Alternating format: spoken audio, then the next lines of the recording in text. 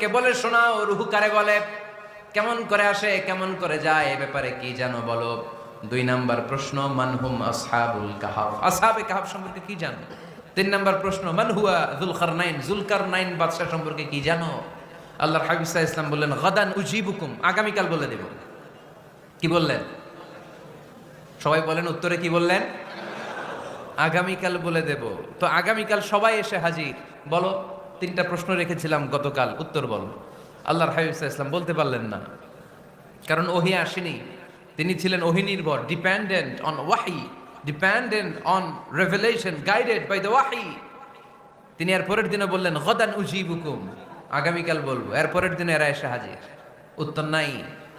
আল্লাহর হাবিব সাল্লাল্লাহু আলাইহি ওয়াসাল্লাম আবারও বললেন, গাদান উজিবুকুম, আগামীকাল বলবো। এর পরের দিনে এরা এসে হাজির। এরকম 1 দিন 2 দিন 3 দিন নয়, টানা 15 দিন আল্লাহর হাবিব সাল্লাল্লাহু আলাইহি ওয়াসাল্লামের প্রশ্নগুলোর উত্তর করতে পারেন নাই। আল্লাহর হাবিব সাল্লাল্লাহু আলাইহি সাল্লামের নবুয়তী জিন্দেগিতে এত বিব্রতকর পরিস্থিতিতে তিনি কখনো পড়েন নাই। ইহুদিরা প্রতিদিন এসে হট্টগোল করে আর মক্কায় রটনা ছড়ায়, দেখো এই লোকটা যদি সত্যিই নবী হতো তাহলে তো উত্তর করতে